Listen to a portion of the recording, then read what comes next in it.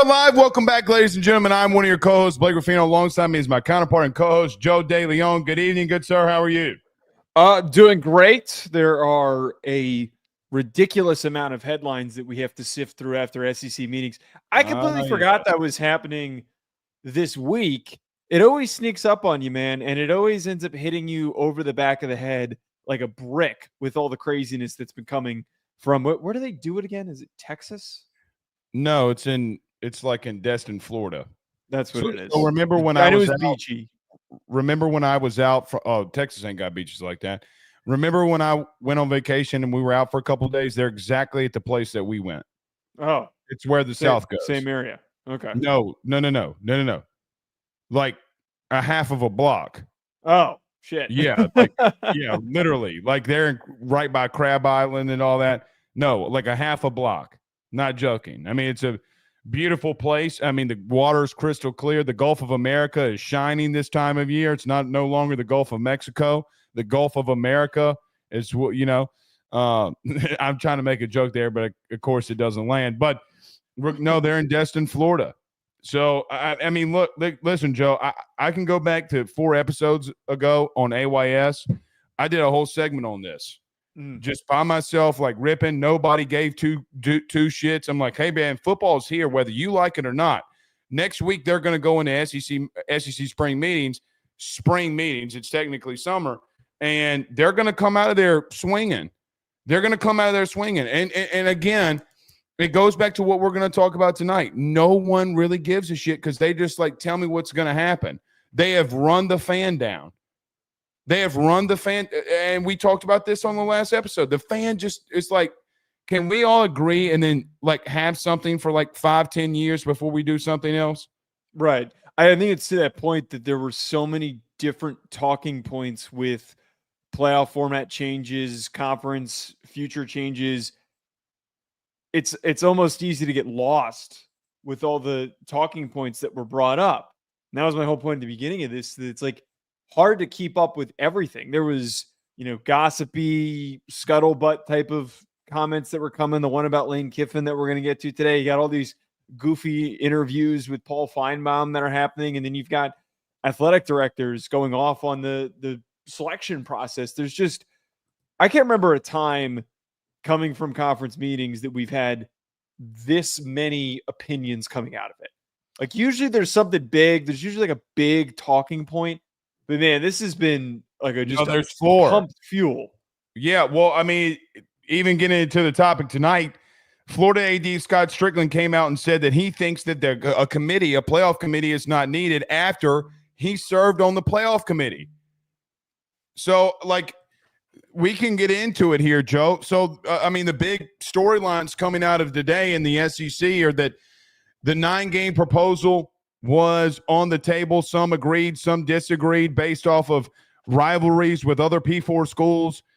Brian Kelly was very vocal today and said that he was for the 9 games along with playing the Big Ten. The one thing that it seemed like everybody was in favor for is that the SEC and Big Ten will meet and do want to play games against one another. So that's great. But Joe, we do need a committee. Like we do need eyeballs on this because it is not like basketball and it's not like baseball of the big 3. You can't go into a tournament type series and win the thing to get in. You can't. By the way, those brackets have 68 and 64 teams. It's a completely different thing. And just throwing this out there, I agree with Brian Kelly today. I don't know if you heard it, Joe, but he says, look, we should have a committee, but we should also go by RPI. Now, I don't know if you saw this, but this was referenced into yesterday. Okay? Yesterday, for an example, the strength of schedule for some of the 12 teams that made the playoff is absolutely a joke.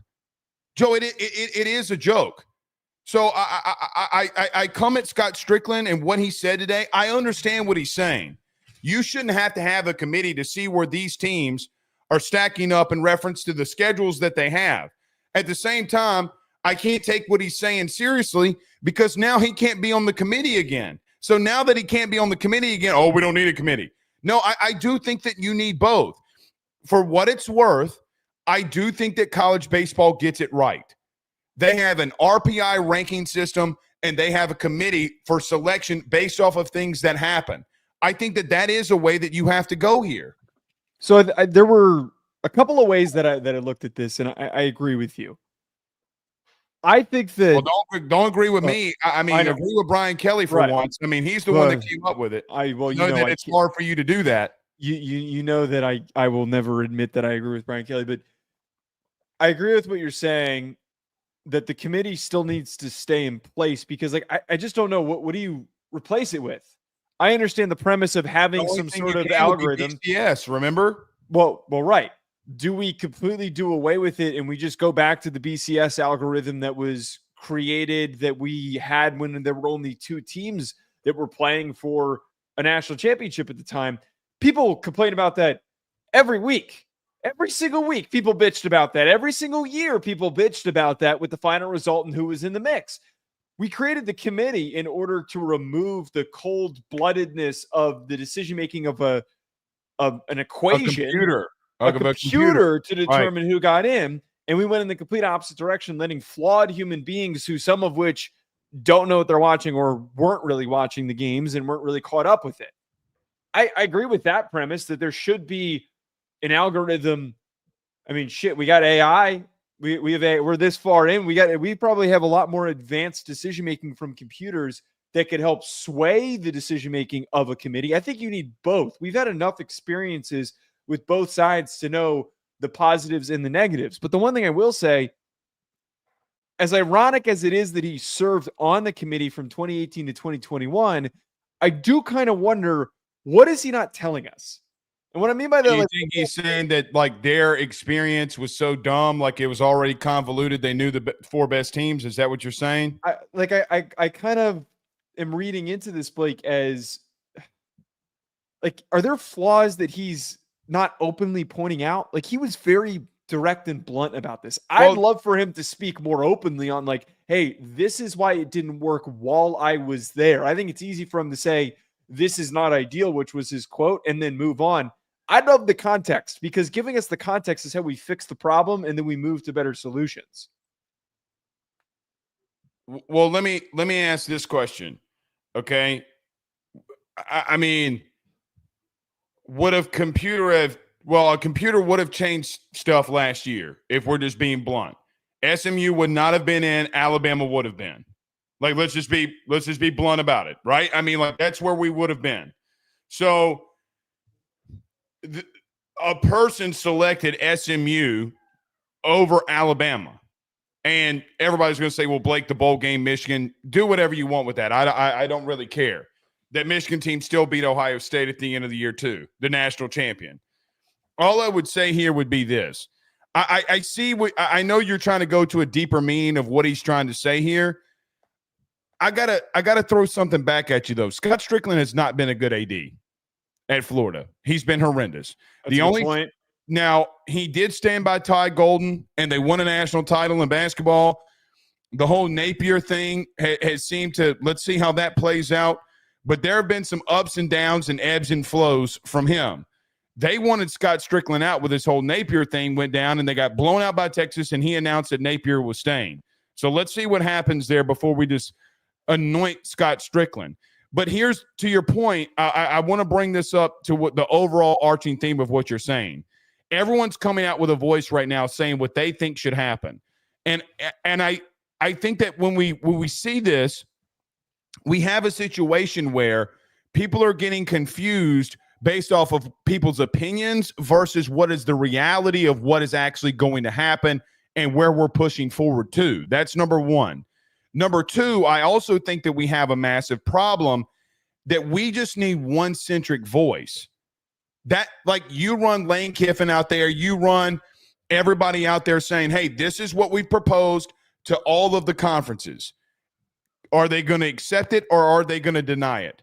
Because when you have the SEC and Big Ten fighting against each other, they're not going to agree because, Joe, in reference to the 5+11 format, the Big Ten announced that they don't want to do that, and the ADs don't want to do that, and the SEC does because the SEC feels like it's more beneficial to them.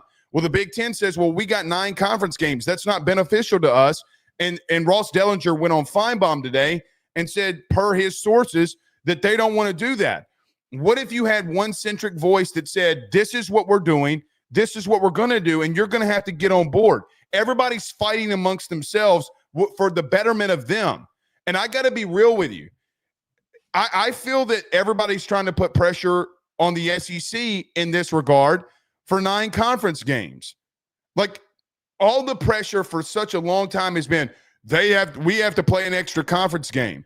I'm sorry that you have to play Michigan State, UCLA, Wisconsin, Northwestern, Maryland, Purdue, or Nebraska, because that's the bottom 7 teams in your conference versus, Joe, the bottom 7 teams that were ranked in the SEC, Texas A&M, Florida, Arkansas, South Carolina. And, Joe, some people thought South Carolina should have been in the playoff.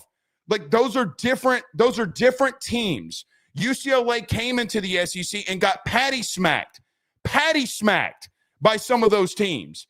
So I look at this and say to myself, let the conferences do what's best for them. We got to come up with a format that's best, that everybody can agree with, because, Joe, they keep bickering. They keep arguing. We're not going to move forward if nobody's going to accept it. So part of my problem, and I brought this up to you pre-show, we already started debating. Shocker, we argue before the show even starts. It's the charm of it. But I don't think that the premise, Blake, I think it's misunderstood. I think that there is this very small portion of individuals that are not SEC fans that think that the SEC plays a soft non-conference schedule.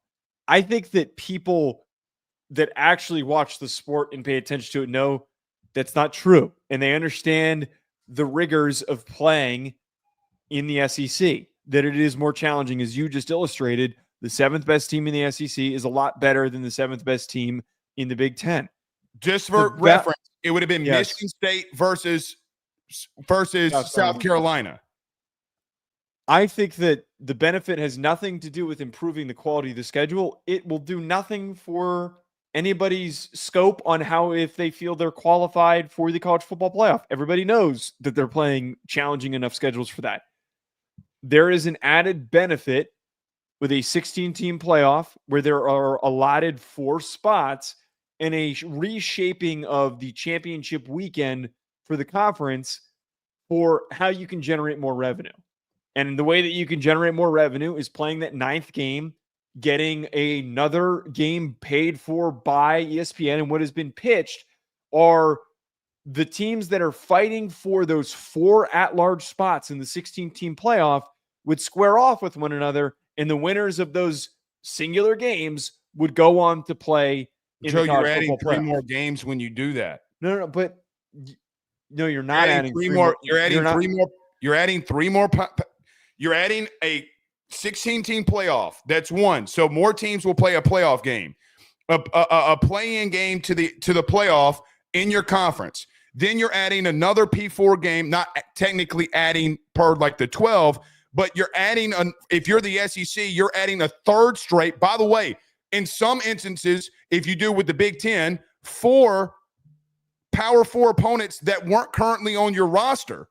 So if I'm a top 16 team in the SEC, let's take South Carolina as an example. Okay, at the end of the year, I have to do a play-in. I'm in the 16-team playoff. By the way, I got to play Clemson, and at the beginning of the year, I have to play the Big Ten. You're going to have to now explain to me how that's equal and equality to them. Okay, it's not. Wait. But this is the whole problem with it. And part of your argument has been like, why does everybody care what the SEC does? The inverse should be applied here. Why does the SEC care what anybody else thinks?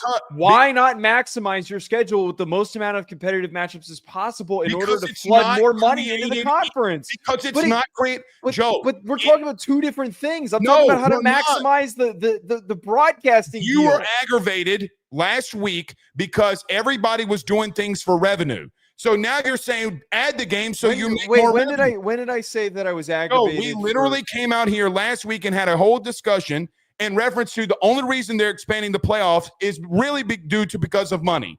Is it not? So now it you're is, but saying, I didn't. I okay, didn't. Wait. I didn't voice that. Like I thought that was a serious problem. The sport needs more money. The sport needs more money. Revenue sharing is going to complicate the amount of available money available that they are now it's not required to pay aggregating the money for players. football. See, we got to separate two things here. Football is not hurting for money. They're not. What administrations are having problems with is funding everything else. See, their argument is not about the money for football. The argument is about how are they going to keep Title IX afloat? How are they going to keep women and other non-generating sports afloat? It's not the same. They want to. I disagree on this. I think that athletic departments you literally had three money. ADs this week in the SEC say that the reason that they need more revenue is for non-generating revenue sports. They have come out there, and I will pull up the quotes. My AD, the team that I cover, literally that was the first comment that he said. It's the first thing that he says. So if we want to come out here and say that football is hurting, they're not hurting for money. They're not hurting for money, but we have had examples of schools already announcing that they're cutting programs, that they're cutting multiple people in their athletic departments. My whole point with this. Why do they need more? Wait. Because you're now sharing money with players. Okay, but why do they need more? Having more money to share with players allows for you to, at the maximum level, all the teams in your conference out-recruit all the other teams in other conferences. They always have. That's not recruiting means nothing in that regard. That's not completely true. They haven't just always out-recruited every single team. Yeah, you're right. Ohio State, Alabama, Texas, those teams have never out-recruited the smaller teams in their conference. You're right. Blake, I'm trying to just illustrate the point that you're not adding a ninth game for the purpose to prove that the SEC is better. Nobody's asking for them to do that. Then why is the Big Ten this is coming from inside the house. This is my problem with it. The arguing about this is coming inside of the SEC. Joe, no, it's not. Joe, Ross Dellinger reported that they would not go to a 5-11 model until the SEC went to a ninth conference game. It's not just coming from the SEC, bud.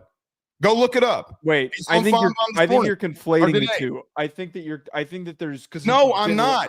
They are not going to agree to some football formats that's best for the SEC until they get a ninth conference game. And all I am bringing up is it's not created equally when I can look at the bottom 7 in the Big Ten versus the bottom 7 in the SEC and say to myself, okay, so Joe, if I'm adding a ninth conference game, I'm going to have to more than likely add Georgia, Bama, Texas A&M, Florida, South Carolina, LSU, Tennessee.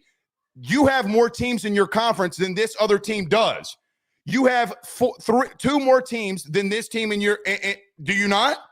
No, I'm not shaking my head at that. I'm just like I'm shaking my head at the argument because, again, I don't think anyone is sitting here saying that. Did the Big Ten, per Ross Dellinger, not come out today and say that they will not accept what the SEC formatted of the 5-11? They don't go to 9. What I had read, the quote that was in one of Ross's articles that he has put out this week was not for the 5-11. They said that they wouldn't move to a 9-game schedule unless there was clarity on the 4-4-2-2-1-1 model. They wouldn't move to the 9-game schedule unless they were moving in that direction. That was what was brought up. Hold on. I didn't see that in relation to the 5-11. No, I will pull it up for you. Tony Batiti met with ADs today and said that they will not accept it. I will go find it too. I mean, literally. The Big Ten? The Big Ten will not accept a 5+11 model unless the SEC goes to 9 conference games. They're also putting pressure on them. I can find it right now. It's not just coming from inside the SEC. It's not. It isn't. I'm pulling up the quote. Wait. Okay, please pull up the quote. And we have a call earlier today. Big Ten ADs discussed the 5AQ plus 11 at large CFP model under consideration in the SEC. Many ADs say they would not support such a model if the SEC remains at 8 conference games. The Big Ten plays 9 conference games. See, that's what we were. Okay, we were having two different conversations while we were talking about this. Okay, I understand what you're saying, and I understand what this quote is from Ross. I mean, they're not accepting it. That's the point that's all of the point that I'm trying to make here. Now, Alex brings up a $5 super chat saying, Blake, you're not bringing up Mississippi State, Auburn, Oklahoma. Okay, cool. Purdue, Maryland. It doesn't matter. So the bottom feeder of Mississippi State, Purdue, my guy, they won one game. You can bring in the $5 super chat and say, oh, well, you're missing out the bottom. Joe, Oklahoma went 6-6. Like, it's not the same as Maryland and Purdue. It's not. I'm sorry. It's not. But I just get perplexed by, like, generally SEC fans getting worked up over this because I just don't think that anyone argues that. I don't think anyone argues that the SEC is so much, like, is not as strong as the Big Ten. Nobody has ever argued that the Big Ten is stronger than the SEC. And why do they need to go to 9 conference games? Why is it such a big deal then to the Big Ten? Why not accept that format then? I would argue that this move is more so because they don't like the 5-11 model. I think that they're just trying to be more SEC teams would get in over them, correct? That's what this is about. So they're using 9 conference games as a, hey, man, we play an extra conference game. But you're going to now have to explain to a team like Florida, Tennessee, South Carolina, and others, Kentucky, who plays Louisville at the end of the year. Joe, are they going to play 11 P4 games? 11. That's what you're asking them to do. Because why would they play 11? I'm glad you brought it up. Because if you accept the Big Ten SEC challenge, you are adding another P4 opponent. At the end of the season, for those teams who have rivals at the end of the season, they play out of conference.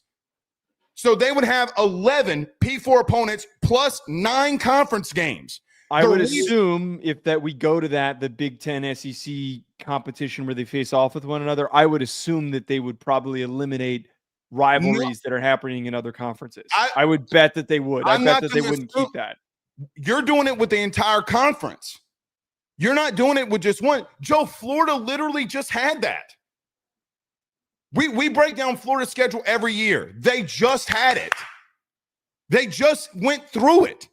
So again, 9 conference games for some of these teams in the SEC, it's not going to be created. Does Ohio State play a team that is a rival that's outside their conference? No. Does Michigan? No. Does Oregon? Yes, they have Oregon State. So you have 1 versus 6. It's not created equally. Notre Dame, USC, which we talked about last week. Notre Dame, USC. So that would be 2. Name others. My only point here is if you can't look at the middle of the pack of a conference and say, we're not going to accept your model because we don't think that – Joe, here's the bottom line. The Big Ten is saying we don't think that we're going to get enough teams in the playoff if you don't go to 9 conference games. So we want auto bids. That's exactly essentially what they're going down to. That's all that this SEC meeting is revolving around. What 16-team model are they going to revolt around? They're all bickering about it. All of them. They don't want to go to it, and the SEC does because they think that they'll get more revenue by getting more teams in. If they did the 5-11 model with 16 teams, Joe, they would have gotten 7 teams into the playoff, and the Big Ten knows that. They know that. That's why they're not accepting it.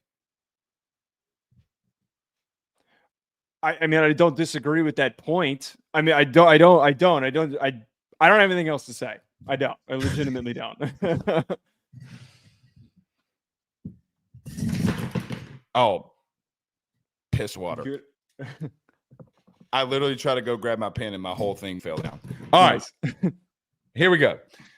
Joe, we're going to talk about our good friends over at BetOnline when we come back. Georgia going through a quarterback battle. Kirby Smart saying that collectives are paying kids $20,000 in high school. Do you believe him? And if who hasn't been quiet at all week, and I'm, to be honest with you, a little bit surprised of the vocality. Is that a right word? Vocalness, maybe? Vocalness. That might be good. The vocalness of SEC champion head coach Kirby Smart in reference to their quarterback battle.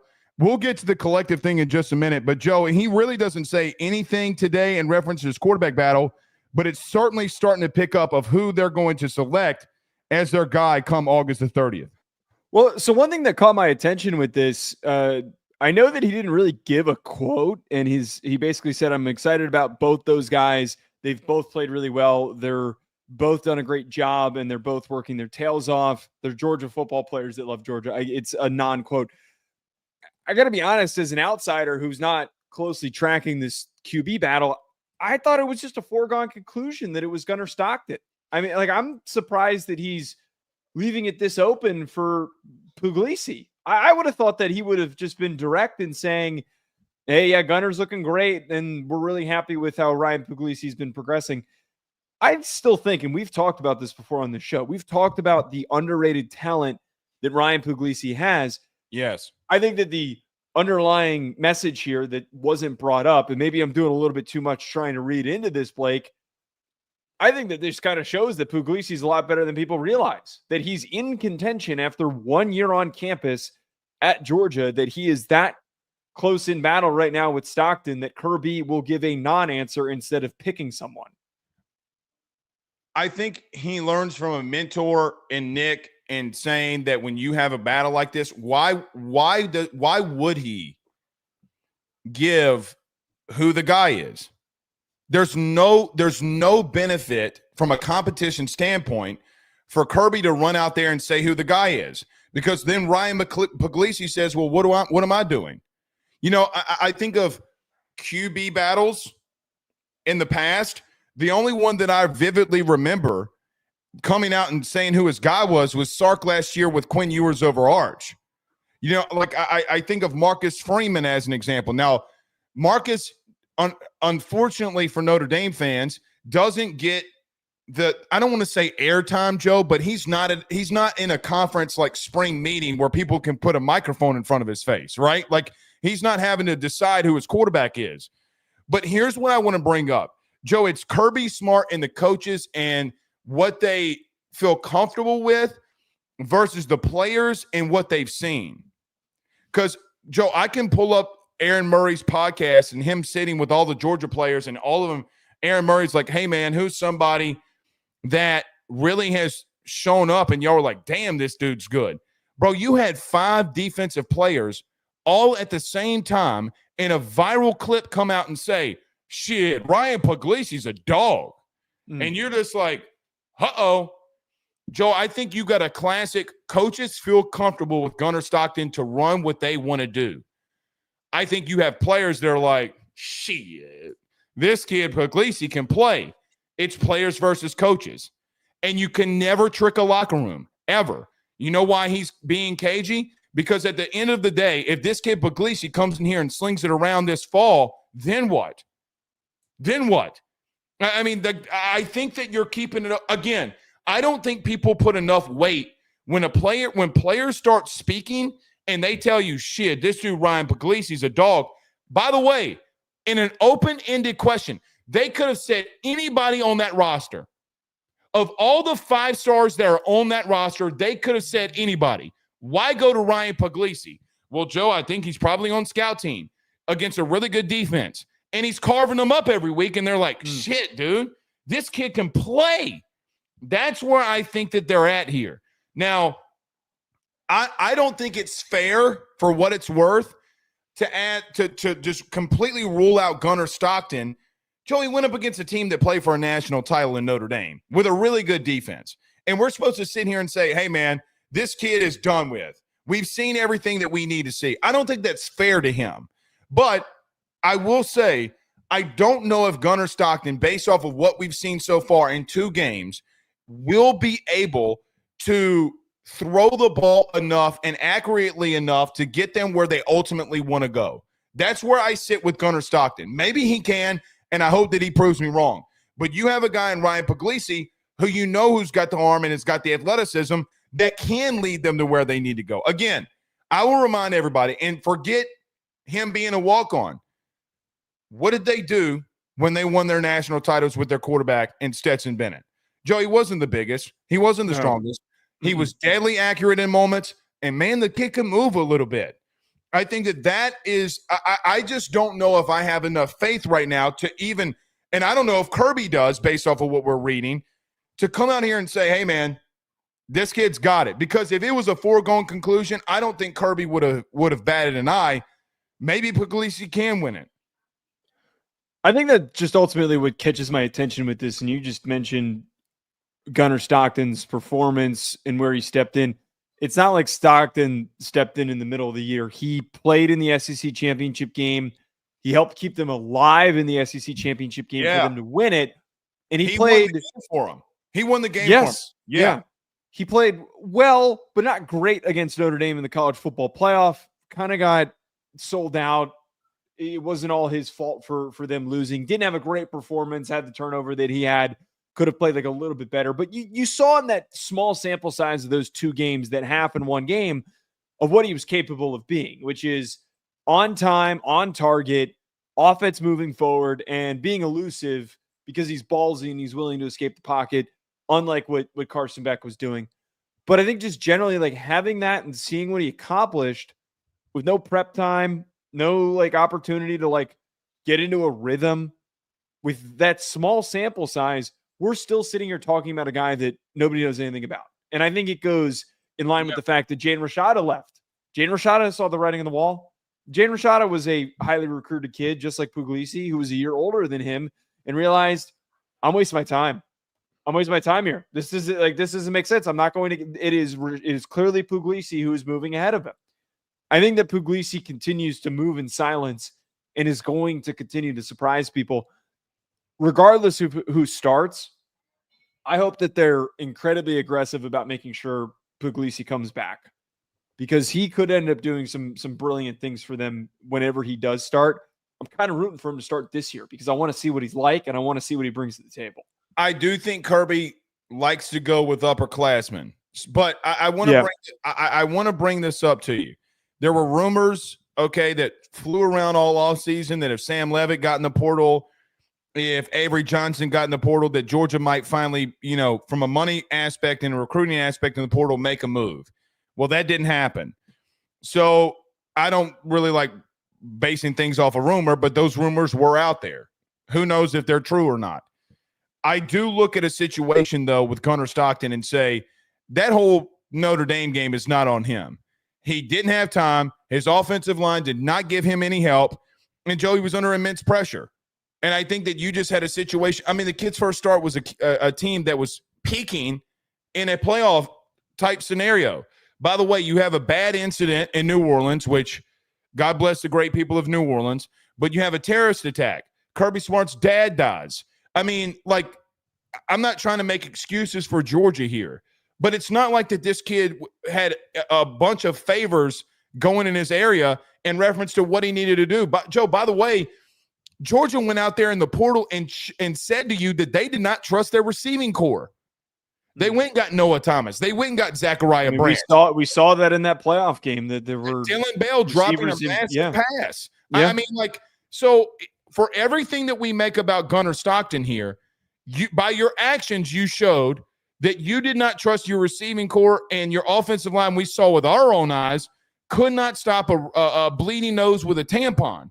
So it's going to be interesting to see what happens here. The last thing I'll say on Gunnar Stockton, though, man, your boy from Texas, the safety that I love so much. Remind me. Makuba. Brother laid into him, and he popped right back up. I love, Joe, I can't tell you. This is why we love football. I can't tell you how much I love the kid with the game on the line taking a hit like that to sacrifice for his team and pops right back up. Those are things that win games, but those are things that also win locker rooms. And I think that goes unmissed. This kid's not going to lay down. So you have a real strong battle here. Let the best man win. Yeah. So Kirby coming out there saying, hey, man, everybody's looking good. Good for him. Good for him. No, I think that there's a lot of factors here that come into play. And I think you just brought up maybe the most important one. He was willing to put his body on the line in a situation where they literally just lost their quarterback to another injury. Like, he was willing to just completely throw himself out there, and they won the game because of it. So maybe that's enough to carry him winning this job, that everybody just rallies around him. But we'll see, man. I'm just very intrigued by this. I always assumed it was Gunnar Stockton. Like, I just blindly assumed that, like, maybe Puglisi could do something. A non-quote carries more weight than people realize if we're willing to read into it. Well, and two, let's throw this out there. Who did he learn from? Who did he learn from? Saban. Learn from Saban. As someone who covered that son of a gun, A.J. McCarron came out of nowhere for some. He came out of nowhere for some. Yeah. So, again, it's not as if look, by the way, people better stop pissing off Kirby. Y'all better stop pissing him off, because everybody else is going to take the brunt of that shit, and I don't want to be a part of it. So y'all stop pissing him off. But you're right. A non-quote can speak volumes if you listen to the right thing. Joe, Yep. Another thing before we turn the page here. Kirby Smart was back at the podium today and said, guys, did y'all know, and I'm quoting, that collectives are paying some kids in high school $20K a month in high school for high school players for them to stay committed at current colleges? I mean, yeah. I mean, I thought everybody knew this. I mean, he's not making a crazy statement. I mean, am I the only one that we all knew this, or what? I mean, when states started changing laws that high school players can make NIL, I thought that was a pretty much foregone conclusion, correct? I don't think everybody assumed that this was happening. I think those of us close to the situation and that cover college football, that played and know people in the sport, knew that this was happening. I think it's a big reason why you see a lot of kids commit sometimes to unexpected schools. Well, and they're committing a lot earlier too than normally. Right. Sometimes there's late commitment flips that happen and they end up having to return that compensation. But I wouldn't be surprised. Actually, let me rephrase that. I think that this is Kirby knowing what's about to come through. The settlement case is coming through. The College Sports Commission is going to be formed immediately after. They're going to hire a CEO within a few days. They're claiming that they're going to try to, once they create this, the whole NIL clearinghouse that's produced by Deloitte. I think that he's making this point to bring it up that this needs to be flagged. I don't know if he's for or against it. It seems like he's against it based on the way that he's talking about it by referring it to it as an unregulated market. I think he's trying to imply that this should not be legal per NIL, that like this shouldn't be something that you can just do, just hand a kid a check to stay committed to the school. I think that he's, as we just talked about, his mentor, Nick Saban, he is projecting a point in order to get everybody's attention. This got everybody's attention today because it was so ridiculous and out of the ordinary from the normal person's eye, and he wants it flagged for once that clearinghouse is put together by Deloitte. Massive pause, and I don't mean sexual. When you got the number one quarterback in the country, On3 reported within a 12-hour span that the quarterback that you just had committed was doing $1 million deal with Georgia. Yes. So I just want to bring this out. He brings it up, but he's also doing it.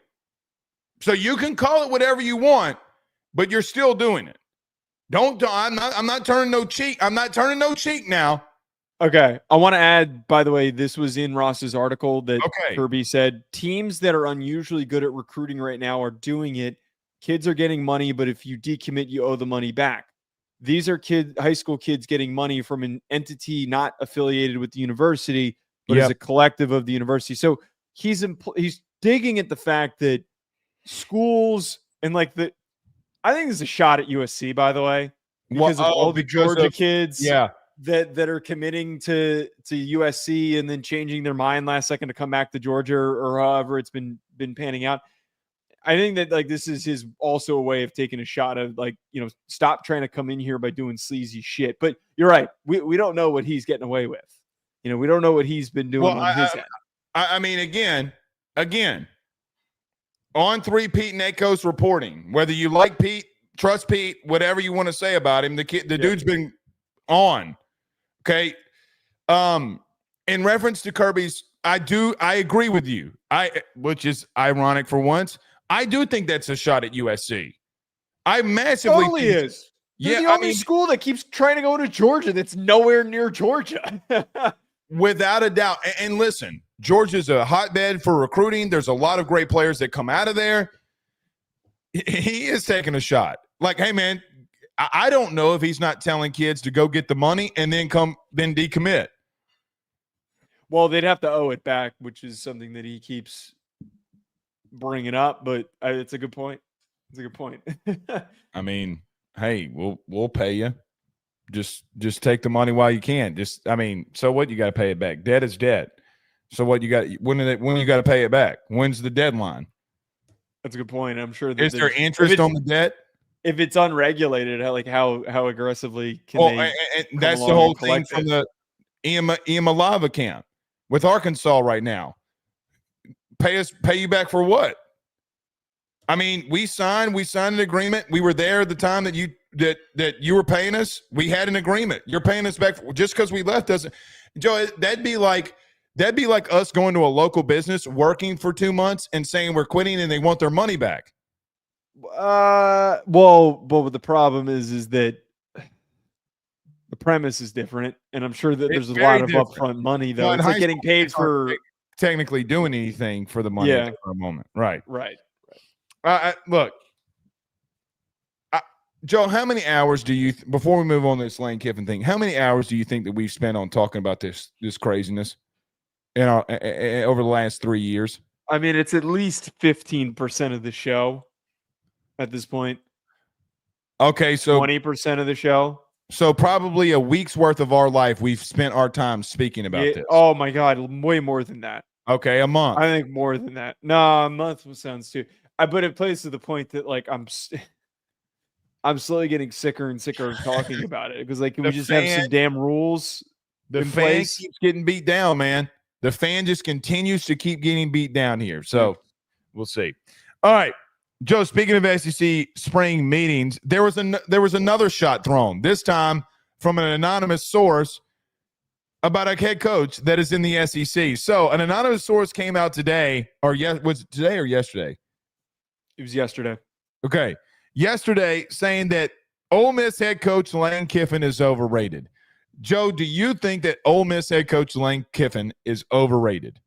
So the quote that was given to Athlon Sports from an anonymous SEC coach, the first program in the SEC that went all in on portal players to take them to a playoff bid went bust. Now what? This is still an inconsistent program. The loss at Florida last year is an example of why Lane Kiffin isn't considered an elite coach. I agree with this. I have been saying this. I like Lane Kiffin. I think his personality is, he's fun. He's entertaining. He stirs shit up. But I think this is very aptly put. Last year, they went as in as they possibly could have. They had the most insane portal class that we have seen. They couldn't beat Kentucky. He brought up the Florida game in this. Forget the Florida game.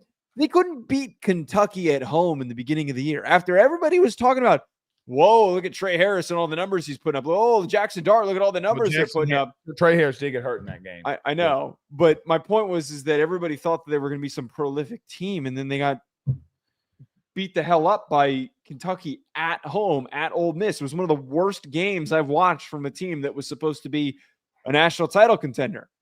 And if we look past that, he's 1-11 against top 5 opponents. He's 3-15 against top 10 teams. That's not elite. We could say a coach is a good coach without saying that they're elite. That's where I have a problem with this. I feel like that there's always got to be like, this guy's one of the best in the sport. There are coaches that are better than him. Can I just ask, and I'm not trying to fight with you on this, but I really went and tried to look of notable media people that cover the sport. Can you name anybody who said that Lane Kiffin's an elite head coach? Not off the top of my head. I think it's I've seen, this is what I saw today when I looked for it. I saw a lot of people saying that he's an elite offensive play caller. Now that we can have the debate, because I think that there are times and moments where, like against Georgia last year, Joe, I mean, for crying out loud, I mean, he was in his outright bag, and you got to give that to him. Overrated, but he's overrated for what? I mean, I don't agree that anybody – see, the problem with the article, the problem with the situation is I don't know of anybody calling him elite. Like the only coaches that I have seen be called elite right now in college football is actually only one, and you would make a judgment on Ryan Day at 2. Because Ryan Day, for what it's worth, I mean, wasn't he just 1-7 against top 5 opponents in his last 8 games before this past year? Mm-hmm. I mean, so Ryan Day broke through, at Ohio State. Ohio State. Joe, in today's world, Ole Miss has to be very non-conventional on how they do things. I don't think everybody understands what it takes in the state of Mississippi to do what they do what they've done. Joe, 3 of the last 4 years, he's won 10 games. In 2 of those seasons, he won 10 games in the regular season. That's never happened at Ole Miss ever. Ever. So there are different things when I look at Lane Kiffin and say, Joe, they're on a path that they've never been on before. Regardless of what they did in the portal a year ago, Joe, teams go into the state of Mississippi every year and take their top high school talent. Every year. And there's nothing that they can do about that unless they're willing to pay to play like all these other big schools are. Joe, and since 2021, Lane Kiffin won 10 games in 2021, had a down year in 2022 when they went 8-5. Last year, they went 11-2, and this past season, they went 10-3. Joe, since 2021, I'm going to ask you a question. One coach has 38 wins, one has 39. 2 of these coaches are in the SEC. One of them, Steve Sarkisian, and the other's Lane Kiffin. So I understand that there's a massive difference in reference to what has happened in reference to the last 2 years and Sark getting to the playoff. One's doing it at Texas with unlimited money, unlimited amount of money. And I know that he's fighting saying our roster's not worth $40 million. Bullshit. I thought T-Bob Hebert brought up the best point of everybody. You're paying $20 million in NIL, and you're going to have to pay $15 to $20 million in TV revenue. The shit, it's not going to be $40 million. Joe, he's almost winning 10 games per season. 39. He's at 9.9 wins per season at Ole Miss. I understand, and I actually agree with you. I don't think that he's an elite head coach. I don't. But I also don't think that he's in some average realm because he's not. Again, if somebody went to a school that historically did not get 10 wins in the regular season, actually they never did it, and then he did it twice in 2 out of the last 3 seasons, Joe, I'm going to step back and say to myself, holy shit. Like, what he's doing there is highly impressive. So, again, I don't know if anybody's saying that he's elite, but at the same time, I'm not going to sit here and act like that Lane hasn't done some really damn good things either.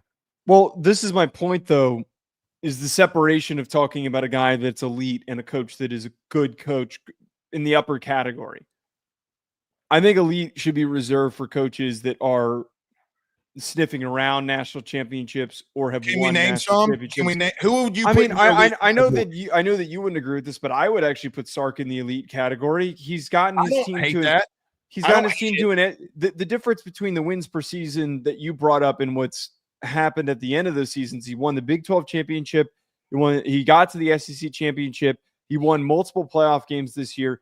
Those are all accomplishes that most coaches can't say that they have. Kirby, Ryan Day, and you would call Ryan Day. Hold on, you would call Ryan Day elite. He's won a national title. That is, national titles are important when we talk about accomplishments and how good teams and coaches are. It is the most important thing. So I don't know who outside of that, though, I would consider to be elite. Kirby Smart. Well, I said Kirby. Okay. Well, let me ask this question. Yeah. Is Dabo Swinney elite? Dabo, I would put in the elite category, but he's kind of in a weird – he's probably at the bottom of that list because they haven't been as good recently. But he's won multiple national titles. He's won multiple playoff games. He has won the ACC time and time again, even in down years. Yeah, Dabo would fit into that category. I don't think I'd put anybody else in. I wouldn't put anybody in the Big 12. I wouldn't put any of the other SEC coaches in there. But this is what I'm getting at, is that I'm fine with saying that Lane Kiffin's a good coach. He's one of the better coaches in college football. I think he's a very good coach. He has. I think you could make the argument that he's a great coach. Well, then we kind of end up just talking through semantics of the change. Well, the difference between good and great. But look, what I'm getting at here is that he has accomplished something that has not been done at Ole Miss, which is producing multiple years of winning in stringing them together with this amount of wins to be in the conversation, to be around one of the top teams in the SEC. It doesn't happen consistently at Ole Miss. It's just very difficult to do. Very. But his inability to win big games has to catch our attention. It has to. So we have to pay close attention to that. So he's James Franklin at a lesser school. Yeah, I mean, that's the easiest comparison. He's James Franklin. But here's the problem with that. He's not supposed to win those games. We're giving him a pass because he's not expected to beat the likes of Florida and Alabama and Georgia. Well, he did beat Georgia this year. They beat him this year, but yeah, but at the same time, if you go and look at the money spent, in the portal, that's 1 year. They did that for 1 year, and they tried to do it because they had to do it. Joe, I mean, of all the money that gets spent by these top elite coaches, one's at Texas, one's at Ohio State, one's at Georgia, one's at Clemson. It doesn't come – they're at elite programs that will spend. Maybe you could make the argument that Clemson won't. Ole Miss is not going to spend for high school players like that. They're just not going to. They don't have the infrastructure, nor do they have the capacity to do that. My question would be, Joe, is if you put Lane Kiffin at Florida with unlimited resources, what happens? Well, part of what kind of happens here is that he's had two shots. He was at two different programs that had a lot of money to spend. He was at Tennessee. He dipped Tennessee to go to USC. He gets fired from the USC job. Now he's worked his way back up to Ole Miss. Part of me kind of feels that he has entered into a situation. He could have waited another year for a different SEC job to open up and stayed at FAU before making the jump. I feel like that this was deliberate for him, that he wouldn't need to live up to higher expectations. I think that he's more than happy with the fact that he is doing what he's doing, winning 9-10 games a year. If they get into a playoff at one point, nobody expects Ole Miss to win a national title, nor do I think that they will ever win a national title in the modern era. I don't either. I'm going to push back on one little bit thing that you said there. Okay. The USC thing was tough because they were going through extremely massive amounts of sanctions. The Pete Carroll sanctions and the Reggie Bush sanctions were real. Of the 85 scholarship players that he had, if you remember, didn't they get like 15 scholarships cut? I mean, it's not as if that's they would have given him more leeway if they wanted to keep him around. Like if they thought that he was doing more. Well, I mean, bring it up all the time. Brian Kelly does a lot with, or he did a lot with less in his first year, that you always bring up how they were down on scholarships and all that. They went to the SEC championship game in a harder conference. The only thing, and now Brian Kelly's going to have to live up to it this year. Mm-hmm. But the only thing is that LSU will go out there and spend a shitload of money. And the problem is USC versus LSU, in reference to what it was, LSU has been in SEC championship games and national championship games and won them. USC hasn't been there since when? 03, 04? Like I get what it's just a massive difference. And listen, USC has shown that they can't have the capacity to lock their state down, much less lock anything down. No one's gone in there and done anything since he's left. No one. I mean, I guess Lincoln 1 year. Right. One season you were successful. Look, in reference to Lane and in reference to Elite, just to wrap this all up in a bow, there's not one person that I've seen come out here and say that he was elite. No, not one. If you came to me, Joe, and said, "Can you?" I'm just saying there must be people that we're not thinking of that have put him in the upper category. There are supporters for him in the media. I just can't think of them off the top of my head. Well, Feinbaum is one of them. I mean, is he a top 10 head coach in the country? That would be the question that I ask. No. Okay, no, so not. You name 4: Sark, Ryan Day, Kirby, Dabo. Who are the other 6 that you would put ahead of him? I would put Marcus Freeman. I would put Kalen DeVore ahead of him. He got to a national championship with a team that is comparable in resources, in roster development as Ole Miss. He was able to get them there. I'd put Brian Kelly ahead of him. He's reached multiple college football playoffs and a national title. That needs to get recognition. And he's 7-2 against him. Yeah, exactly. Trying to think if there's anyone else I'm missing in the SEC. Would you put James Franklin ahead of him? No. Mm-mm.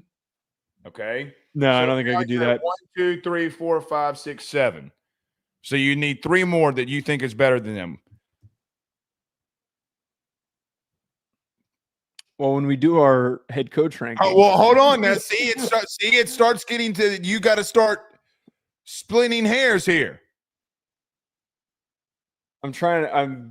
Yeah, I know. I mean, I think you'd have to put Lincoln.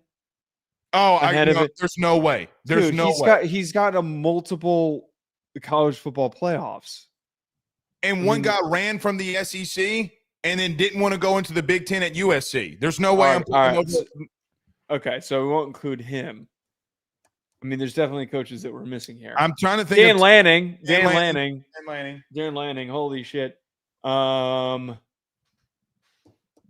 There's other SEC coaches that we're missing here that we're not thinking of. Kurt Signetti.